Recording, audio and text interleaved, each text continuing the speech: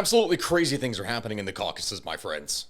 In what seems like a matter of days, relations between Azerbaijan and Russia have unexpectedly become unprecedentedly strained, turning what was once allies into, it seems, regional rivals. When I am talking about this is yet another blow to Russian influence in its surrounding territories, with quite a lot of far-reaching possible consequences, especially as it seems that Azerbaijan may be repairing relations with neighboring Armenia on its own, without Russian oversight. But that last part that I just mentioned, we are going to be talking about that a bit later.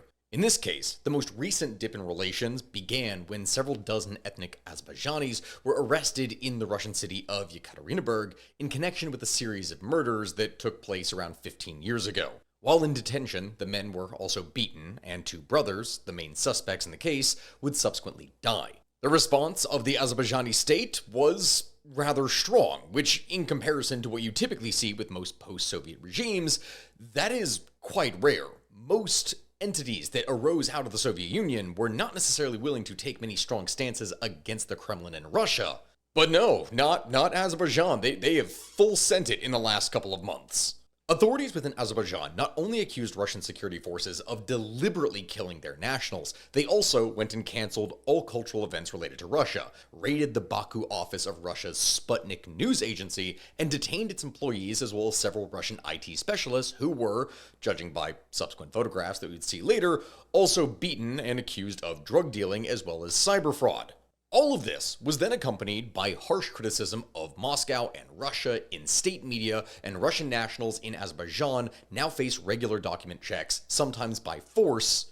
And from there, it was only going to get worse, which we are going to be talking about the developments later on here in the video. But considering historical relations and the power imbalance between these two countries, this kind of move is shocking, especially the direct criticisms against the Russian state. I say seems because until recently, the two states have been, I'm not going to say necessarily close, but they have been, for all intents and purposes, allies.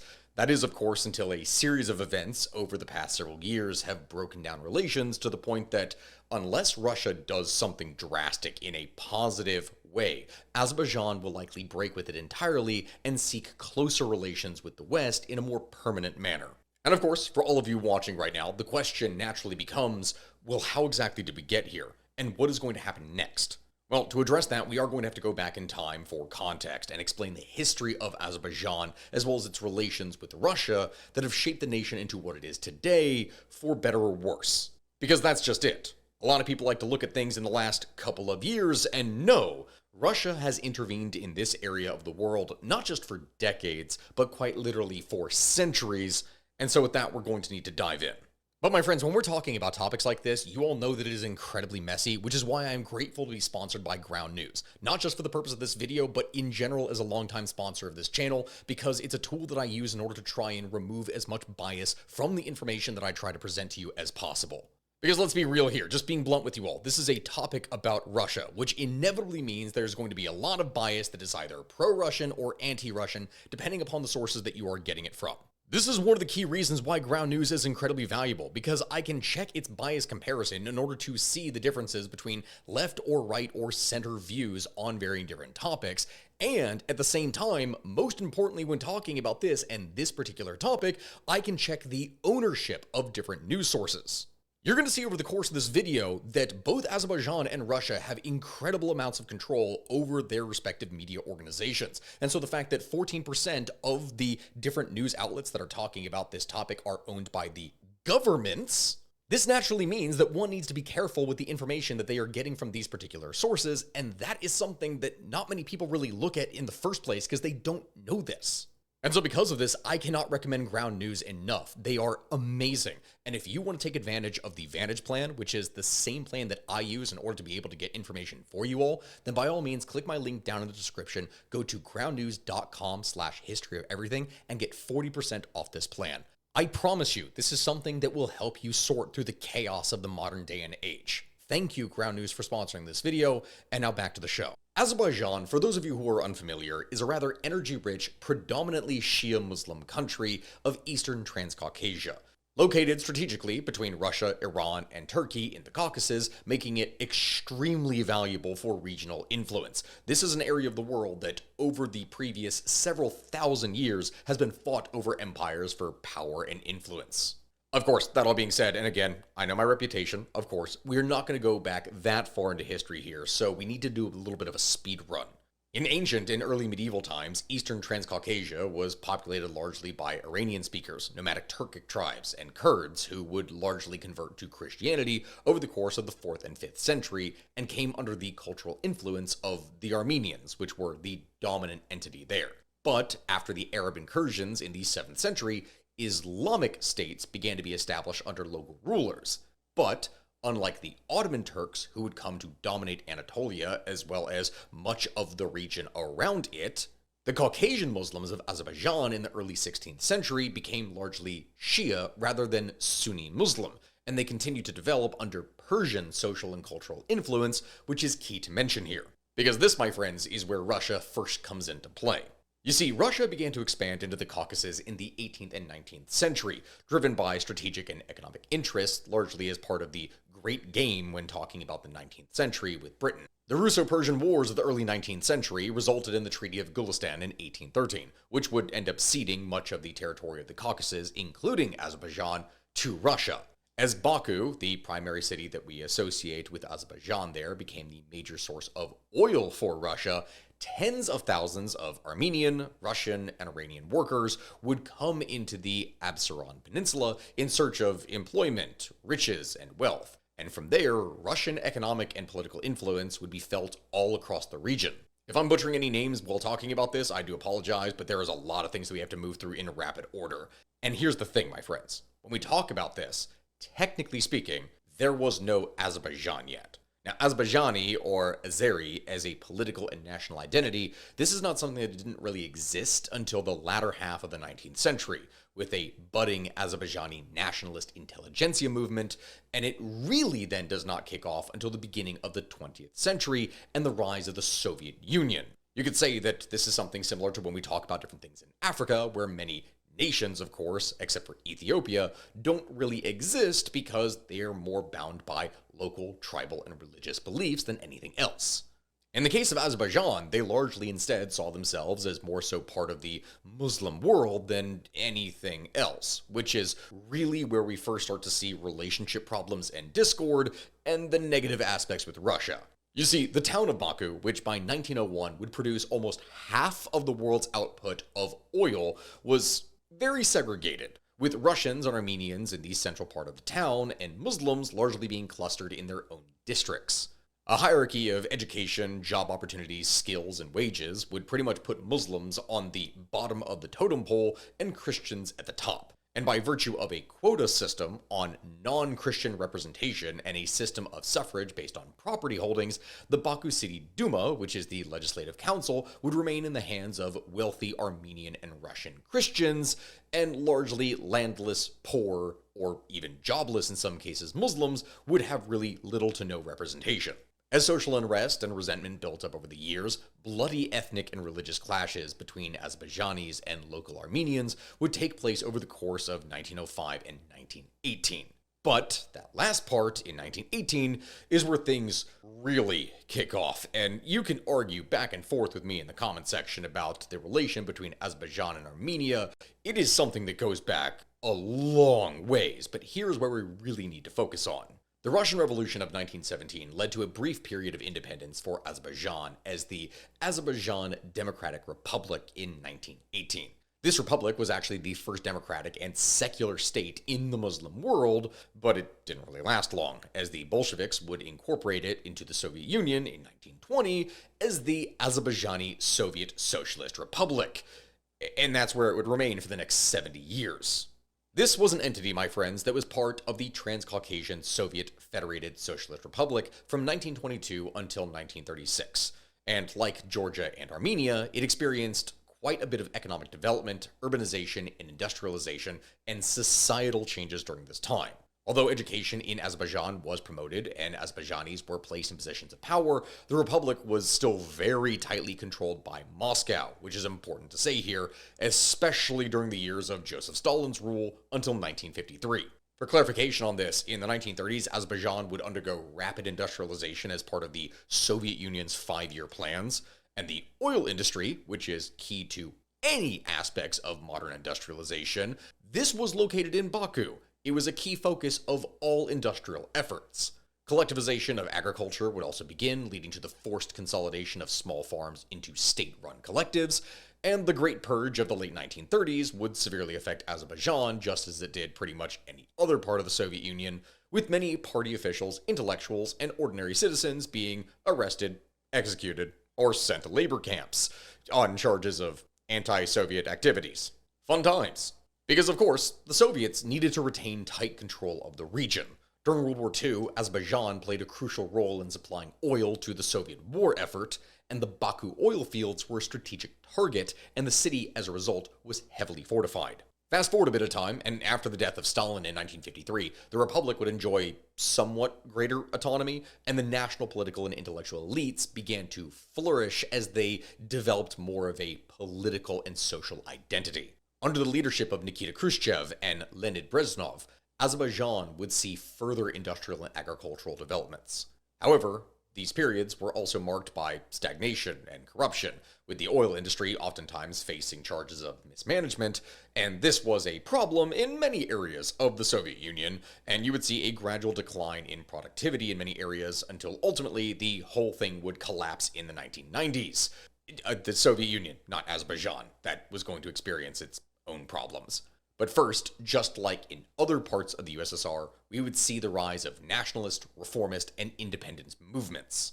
And so you see, at this point is where things start to get a little bit dangerous. Violent protests and inter-ethnic clashes targeting both Armenians and Azerbaijanis in the late 1980s would break out, where in particular some of the nasty stuff that we would see is anti-Armenian pogroms in Sumgait in 1988 and in Baku in 1990. From this, you would see continuous small-scale, then evolving into larger-scale warfare between the Azerbaijanis and the Armenians of a region called Nagorno-Karabakh, which, from this, would lead to military action by Moscow against the Republic in January of 1990. But that's not where things really happened. A year later, the Soviet Union would collapse, and Azerbaijan would gain full independence, and at that point, all hell was going to break loose with the Nagorno-Karabakh War, whose scars are still felt to this very day. Which, when I go and talk about this, my friends, this needs a little bit more context. Nagorno-Karabakh is an enclave within Azerbaijan, and it had a predominantly Armenian population. During the Soviet era, this was an autonomous oblast or region within the Azerbaijan SSR. Tensions between Armenians and the Azerbaijanis in the region were long and constant, as we've already kind of gone over with the history dating back 1,000-odd years. In 1988, the Armenian population of Nagorno-Karabakh would vote to join the Armenian SSR, which led to protests and counter-protests, and the Soviet government was just unable to manage the crisis at all, which allowed tensions to escalate to the point that armed conflict broke out. From 1991, the conflict would intensify, with both sides gaining and losing territories. But when we talk about this, it was largely Azerbaijan that came out the loser, and by 1994, Armenia had gained control over most of Nagorno-Karabakh, as well as the surrounding territories known as the Lichin Corridor, which connected Nagorno-Karabakh to Armenia. This war resulted in significant losses of life, with an estimated 30,000 people killed and many more displaced, with estimates in some cases going up to 1 million. Both sides suffered from economic and social disruption, with infrastructure being damaged and communities displaced across the area.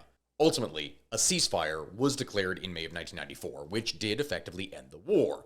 However, this was a ceasefire, not a formal peace agreement, and tensions remained very high. The conflict left Nagorno-Karabakh under the de facto control of Armenia, while still, technically speaking, officially remaining part of Azerbaijan. As a result of this, the status of the region, as well as the return of refugees and displaced people, remained unresolved for the next 30 years. And as you can likely guess, this was a very poor outcome for the new Azerbaijani state, and the early years of independence were quite rough for it. The first president, Ayaz Mutalabov, would face significant opposition and was eventually forced to resign in 1992 while the war was still ongoing. This period would see a power struggle between various political factions, including the Popular Front of Azerbaijan, which advocated for a more nationalist as well as democratic agenda. Along with this, the country was going to transition from a controlled, planned economy to a market one, which, as you can probably guess, is extremely chaotic. Hyperinflation, shortages of basic goods, and a collapse in industrial production would all be commonplace during this period. Soviet-era industries, especially like oil and others, would suffer from severe mismanagement and lack of investment, with little outside contact and ability, leading to severe economic downturns. This, of course, created a cyclical effect, as the economic hardship would lead to widespread social unrest, which would in turn cause protests and strikes that would become commonplace, and from there, significant brain drain would take place, as the most educated professionals of society would leave the country in order to try and find better opportunities abroad. That is actually something that we're going to need to be talking about with a number of different countries, like in the case of Italy, where it's a big problem nowadays as well. Anyway, moving on from that, in 1993, the democratically elected president, whose name I am going to butcher right now, I know, Abulfaz Elchibey, I hope to God that is correct. He was overthrown by a military insurrection led by Colonel Surat Husinov, which resulted in the rise to power of the former leader of Soviet Azerbaijan, Heydar Aliyev. In 1994, Husinov, by that time the prime minister, he would attempt another military coup against Heydar Aliyev, but he was arrested and charged with treason, so that whole thing didn't work. And the following year, in 1995, another coup was attempted by Aliyev, this time by the commander of the Russian Omon Special Police Unit, Roshan Javadov. That coup also failed, which in turn resulted in the death of Javadov and the disbanding of Azerbaijan's Omon units. From there, Aliyev would consolidate power under himself to stabilize the country. But, as one can imagine, in a post-Soviet society in which a powerful central figure is consolidating control, corruption was rampant across the state before, and this is something that would continue into the next era. Aliyev would disband the Supreme Soviet, and he would establish a new constitution, centralizing power in the presidency. From there, he implemented a series of economic reforms aimed at attracting foreign investment, especially in the oil and gas sector, which was the backbone of the economy. He signed what was called the Contract of the Century with a consortium of international oil companies, which agreed to develop the ACG oil field. And this move was a massive turning point for Azerbaijan's economy because it brought in massive amounts of significant foreign investment and technology, which would boost the country in just about every single aspect. Because with the influx of oil revenues, Azerbaijan began to modernize all of its infrastructure. Roads, telecommunications, airports, all of these things get upgraded, and new construction projects such as the Heydar Aliyev Center in Baku were started. These developments would improve the everyday average quality of life for many Azerbaijanis over the course of the 2000s, but at the same time, when we talk about this, and I know there's going to be some comments that mention this, yeah, the developments were not evenly distributed. Wealth disparity continued to grow in the country, and corruption was and still is absolutely rampant. Moving forward, though, in rapid order, because we do have to get through this, following Heydar Aliyev's death, his son, Ilham Aliyev, would succeed him as president in 2003. This is the last guy that I'm actually going to be talking about as leader of Azerbaijan. Why, you may wonder? Because he is the guy who is still in charge to this day. Ilham Aliyev has since consolidated power, and he rules, again, to this very day, winning several elections that were oftentimes criticized for irregularities and lack of transparency. To give you an idea of this and what I'm talking about, in 2013, during his third election, he managed to win an astounding 85% of the vote. Totally legit, I guess. Over the years, his rule has been marked by efforts to maintain stability and continue economic developments, but there have been many concerns about human rights, press freedom, political opposition. Critics have constantly accused the government of authoritarian tendencies and suppression of dissent, as well as bullying or outright owning the media, which is, yeah, it's true, it absolutely does.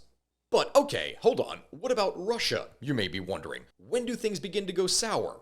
Well, you see, when Heydar Aliyev came to power in 1993, he reestablished warmer relations with Russia, something that his son says was due to the fact that his father and Putin shared a background in the KGB, which is, I guess, a thing to bond over. Along with this, after 9/11, combating international terrorism became a bit of a global priority, as you could probably expect, and Azerbaijan would go and put measures in place to prevent the transfer of fighters and weapons through its territory to the war in Chechnya, which is something that would help further improve relations with Moscow that had long demanded exactly that. At this stage, Azerbaijan was pursuing what you could probably describe as a multi-vector foreign policy. It wasn't entirely dependent on Russia like it was when it was still part of the USSR. Instead, it was able to develop ties with a variety of other countries, including the United States, the EU, which, yes, I'm not saying that as a country, I mean as a kind of political economic entity, and Russia, and then from there it would be able to sell oil to all of these markets. While it did remain in the Commonwealth of Independent States, the CIS, it did not sign up to the Russia-led Collective Security Treaty Organization, the CSTO. This is important to mention because Armenia, on the other hand, they were a fully participating member of the CSTO. Having signed an eternal friendship treaty with Russia back in 1997, this was a very clear and obvious strategic choice for Armenia, as tensions with Azerbaijan were constant and ever-present, which is something that we're going to be diving into here shortly. But Russia, you're wondering, what about that? Well, my friends, things begin to change rapidly over the course of the 2000s into the 2010s. At the beginning of 2009, Azerbaijani media would publish allegations that Russia had made extensive weapon transfers to Armenia throughout the year 2008, costing around $800 million. As for the actual veracity of these claims, it is uncertain. According to the materials published by WikiLeaks in December of 2010, the Azerbaijani defense minister, Safar Aliyev, would claim that in January of 2009, during his visit to Moscow, his Russian counterpart would unofficially admit to the weapon transfers. Though, of course, as one could expect with Russia and what happens anytime you're talking about with politics, officially this was of course still denied by the state.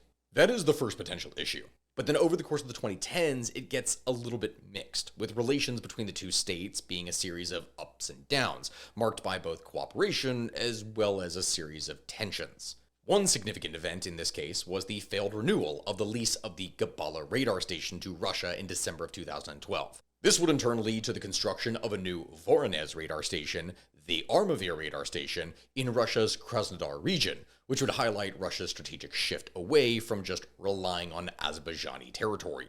Additionally, besides this, Russia would decide to stop the transit of Azerbaijani oil via the Baku-Novorossiysk pipeline, which would further strain economic ties. The holding of the Azerbaijani tanker Naphthalene in Dagestan on suspicion of hauling contraband would just be another thing that one could add to the list. As more and more incidents were taking place, by the late 2010s, Azerbaijan began to realign its geopolitical stance, seeking instead closer ties with NATO and Western countries. This shift was partly driven by Azerbaijan's desire to reduce its dependence on Russia, economically and politically, as well as to enhance its strategic position in the South Caucasus region.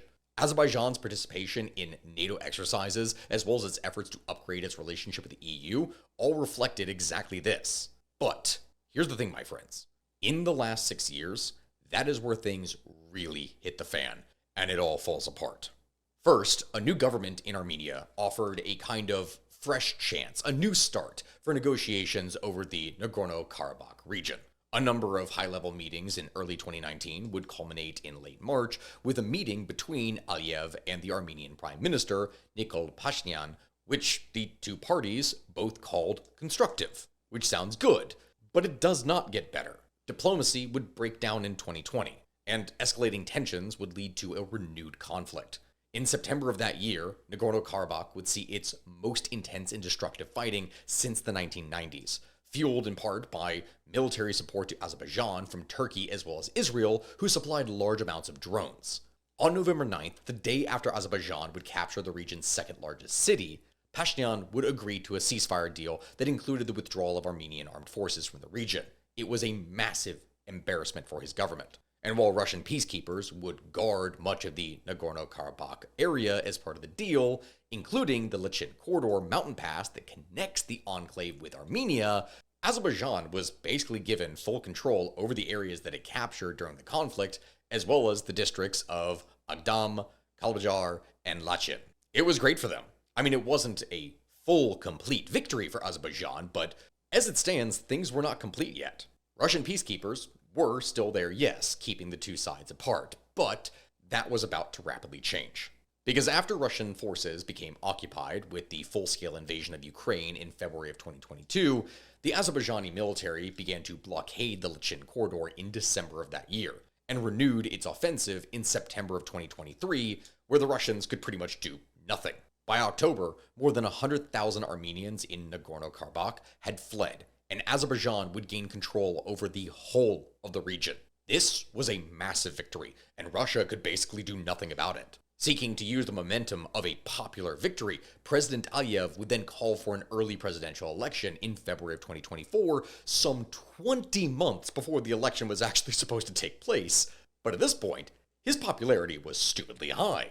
I say stupidly high. The main opposition parties would boycott the election, so take that what you will, but the election delivered Aliyev a victory with more than 90% of the vote, so yeah, he could publicly say he was popular. With this new mandate, Azerbaijan as well as Aliyev became much more assertive in regional politics, and that is what finally leads us to the events that really kick things off, beginning in December of 2024 with Russia shooting down a civilian plane. For those of you who may have seen this in the news, on the 25th of December 2024, an Azerbaijan Airlines passenger jet would crash while on a flight from Baku to Grozny, the regional capital of the Russian Republic of Chechnya. Azerbaijani authorities said that the jet was accidentally hit from fire from Russian air defenses, which then tried to land in western Kazakhstan, where it would crash, killing 38 of the 67 people on board. The worst part of the entire thing, it seems, besides the immediate death, is that it didn't have to be that bad. It seems Russian officials denied the plane the ability to emergency land in Russia, potentially saving more lives, because instead, Azerbaijani officials would allege that Russia hoped that the plane would simply crash into the Caspian Sea so that the majority of evidence would be lost. Which is obviously not good. And as for the response, Putin would apologize to Aliyev for what he called a tragic incident, but he stopped short of actually acknowledging responsibility for the entire thing. Aliyev, meanwhile, would heavily criticize Moscow for trying to hush up the incident, and instead demanded that Russia pay compensation to the victims, as well as punish those who were responsible. Russia did nothing, which, of course, infuriated the Azerbaijani public. And so here then, people start to get a little bit petty. On the 9th of May 2025, the 80th anniversary of the Soviet victory over Nazi Germany from World War II, Ilham Aliyev would actually skip the Red Square Victory Day parade that is held in Moscow, instead appearing in territories that were retaken from Armenia during the Second Karabakh War, and his visit would include ceremonial openings of infrastructure projects, which largely would signal a shift in focus away from Moscow to instead local affairs. He didn't have to play by Moscow's rules anymore. The subsequent diplomatic fallout from doing this would reignite a series of pointed media attacks on both sides, with Russian outlets criticizing Aliyev's perceived disloyalty, while Azerbaijani state-connected media would accuse Russia of historical ingratitude as well as political disrespect. Which, hey, is not great, yes, but things get significantly worse at the end of June. This being when Russian authorities would arrest a group of ethnic Azerbaijanis, as I mentioned in the very beginning of this episode, as part of a decades-old murder case. 2 of the men would die while being detained. Azerbaijan would retaliate by raiding the Baku offices of Russia's Sputnik news agency and would detain the staff as well as a group of Russian IT workers, and when they appeared in court, it seems that some of the men had been beaten while in custody. A tit for tat, if you will. Azerbaijan would also, at the same time, denounce Russia in state media, with several cultural events being cancelled and any kind of thing that would take place in Russian being removed outright. Security agencies began to enforce documentation checks on all Russian nationals in the country, and from here is where we head into the current month at the time that I'm recording this, July of 2025, when things get very interesting, because now Ukraine gets involved. I say involved, but really it's more so here that Azerbaijan began to take a harder stance against Russia, which may sound odd when you actually look at the recent history, because if you go back to February of 2022, Azerbaijan and Russia signed the Declaration of Allied Interaction, this being just days before Russia would launch their full-scale invasion of Ukraine, which, again, for anyone looking at this from the outside, puts Azerbaijan firmly on the side of Russia. This document was intended to elevate bilateral relations to an allied level, which would emphasize mutual respect for independence, state sovereignty, territorial integrity, and non-interference in each other's domestic affairs. which we already know is not true, but that was the point. It also committed both parties to refrain from actions that could harm their strategic partnership.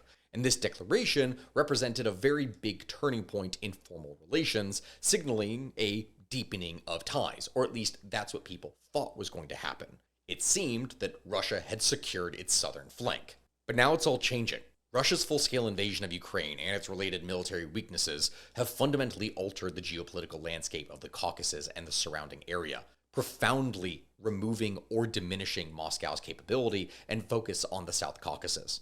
This has actually provided Azerbaijan with an unprecedented opportunity to kind of reevaluate and rebalance its relations with not only Russia, but the surrounding territory as well, which of course led to a much more assertive and independent foreign policy that increasingly challenged Russia's traditional regional dominance, i.e., the Second War in Karabakh. If the war in Ukraine had gone exactly as Russia had predicted it would, and that Ukraine was dominated within a matter of days or weeks, we would not have seen the events that would take place between Azerbaijan and Armenia over the course of 2023. But Russia was weak. And so now, President Aliyev has stepped up his rhetoric, announcing on July 20th of this year that Azerbaijan is preparing to sue Russia over the plane being shot down. And even worse, he actually lauded Ukraine at a press briefing for its resistance to Russia's invasion, urging Ukrainians to, and I quote, never surrender, never accept occupation. Yeah, this is getting especially spicy. For most of July, much of the Kremlin officials would play a kind of waiting game, pointing out that, hey, our two states still have very strong mutual economic interests, and yeah, that's true. They absolutely do. Most seem to hope that after letting off some steam for public anger and annoyance, that Azerbaijan would just go back to business as usual and revert to the status quo. However, that did not happen. After Aliyev's pro-Ukraine comments, Russia began to change its tactics, unleashing a number of bloggers and social media influencers with large followings to turn people against the Azerbaijani state. Multiple channels even called on Russia to take military action or impose an economic embargo to put Baku in its place. As one blogger would say, quote, let the tomato sellers on the border start smelling of heat, end quote. This referring to Azerbaijani nationals who sell fruits and vegetables at markets in major cities across Russia, very clearly interpreted it as a threat. Some Russian political figures would go further, with the first deputy chairman of the State Duma's Committee for CIS Affairs voicing concerns that the United States and the European Union were going to make dangerous geopolitical gains in the South Caucasus because of this divide, saying, and I quote, we are facing the threat of losing all influence in the South Caucasus, which could inevitably have an impact on our internal circumstances, end quote. Which, yeah, that really does, from everything we have been describing so far, seem to be true. Meanwhile, official government stances within the Kremlin have been more so voices of restraint. Vladimir Putin's spokesman, Dmitry Peskov, would note on July 21st again that the two countries have very strong economic ties and interests and that they needed to get relations back on track, saying, and I quote, sometimes it happens that difficult periods occur in relations between two countries. Now is one such period. We hope that this period will pass, end quote. But that's just it. Aliyev shows no signs of letting things simply fade away. The state has sent a firm message that it is not changing. Moscow must back off if relations are to return to normal. As one Baku news outlet that is associated with the Aliyev regime called Caliber would say, quote, the position of Azerbaijan remains firm, pragmatic, and focused on the priority of national interests without concessions under pressure. Dialogue is possible, but not under direction, but with a focus on honest partnership, end quote. Which, yeah, this is wild, my friends, but it really does show that Russia, while still technically strong in a way, is far weaker than it has been in decades, and that's something that we're probably going to have to do a deeper analysis of here soon. Azerbaijan is not at all feeling intimidated by Russian saber-rattling. It taunted the Kremlin for its social media attacks and emphasized that Azerbaijan is ready to defend itself militarily, saying, again, I quote, the campaign in Russian social media is a symptom of declining influence, where intimidation replaces diplomacy. If verbal aggression on social networks turns into a direct military provocation, the consequences will be very serious, Escalation, from incidents on the border to a full-scale conflict, risks involving Turkey as an ally of Baku and even wider global players considering Azerbaijan's energy role. End quote. In other words, with Azerbaijan gaining more and more contacts outside of Russia and building up these closer alliances, any kind of threat or military action that is taken against it will actually endanger Russia in far more areas than just the Caucasus. But Russia can't really get involved in the Caucasus because not only is it distracted in Ukraine, but entities aren't really listening to it as much anymore. Azerbaijan and Armenia have been talking about concluding a peace treaty independently, without Russia as an intermediary like it had in the past. Another loss of influence that Russia once had in the region. But, and I will tell you this right now, this is not a video that is a one-sided bash of Russia, saying that, oh, it's doomed, because that's not the case. A complete shutout of Russia from the South Caucasus is extremely unlikely. Both Armenia and Azerbaijan still depend heavily on remittances income from their nationals in Russia. Both countries also remain close trading partners with Russia. And while Armenia did suspend its membership in CSTO, it hasn't quit the organization altogether. The more likely outcome when talking about this is that the two countries are maneuvering while weighing their options, increasing ties with the West as a form of insurance. In the case of Armenia and Azerbaijan, the economic ties, the transport systems, and more all still favor a good relationship with Russia. A complete breakdown in relations, or worse, war, would be terrible for all parties. A temporary breakdown in relations is something that can be fixed, but only if all three countries and their leaders can be bright enough and humble enough to not kick off another conflict out of stubbornness or pride. But that, my friends, is where it is that we are here today at the time that I'm making this. That is the end of today's episode. I hope that you all really enjoyed it. I ask that you like, comment, and subscribe, and I do apologize for how long some of these things have actually taken in order to get out. As a heads up for what has happened here, and I should have mentioned this at the beginning of the video for when this took place, I got delayed because I accidentally, over the course of doing yard work, cut off my internet by severing a cable in my yard. So, if you all want to support me and you want to buy some merch, I would greatly appreciate it, because when using an axe to mess up your internet, modern problems require medieval solutions. So there's that. And besides that, if you want to join us on a trip to Thailand, there's still some spots available, and I highly recommend you do. It is the cheapest trip we have ever launched, and you only have to pay 25% down to get onto it. We're going to be going on this in January, and I cannot wait to see a number of you in person. Goodbye, my friends. I will see you all here next time. Best of luck to you.